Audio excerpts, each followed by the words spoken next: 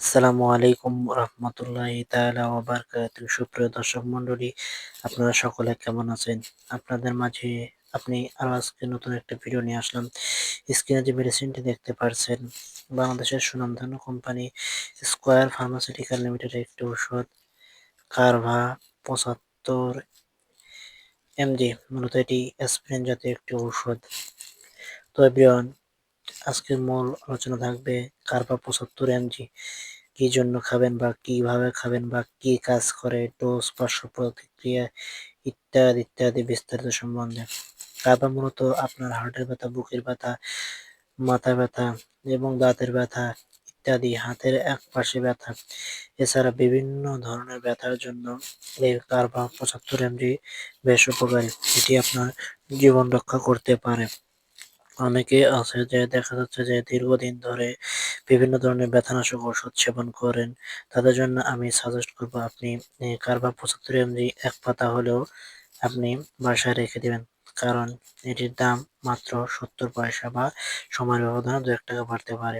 এই ওষুধটি আপনার জীবন রক্ষা করতে পারে। অনেকে আছে যে আপনার দেখা যাচ্ছে হঠাৎ করে যদি বুকের একপাশে ব্যথা হয়, ব্যথার অনুভূতি তীব্রতর থেকে তীব্রতর হয়। কোনো ধরনের ওষুধ খেয়ে যখন কাজ হবে না, তখন আপনি যদি অ্যাসপিরিন বা কারভা ৭৫ এমজি খেতে পারেন, ইনশাআল্লাহ আপনার ব্যথা মুহূর্তের মধ্যে দূর হয়ে যাবে। এছাড়া এটি আপনার হার্টের ব্যথা, রক্ত সঞ্চালন বা রক্ত শিথিল করতে সাহায্য করে।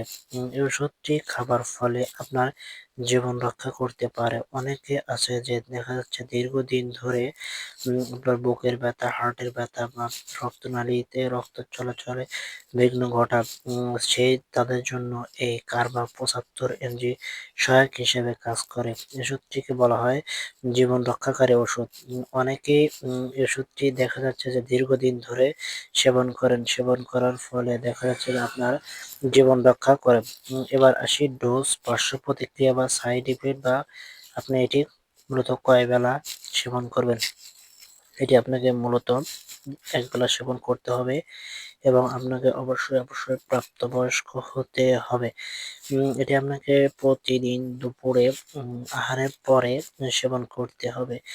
তাছাড়া এই ওষুধটি আপনি যখনই খাবেন, তখন একজন চিকিৎসকের পরামর্শক্রমে ডাক্তার আপনাকে যেভাবে বলবে ঠিক সেইভাবে ওষুধটি আপনাকে সেবন করতে হবে। তার কারণ প্রত্যেকটা ঔষধেরই কিছু না কিছু সাইড ইফেক্ট বা পার্শ্ব প্রতিক্রিয়া বিদ্যমান।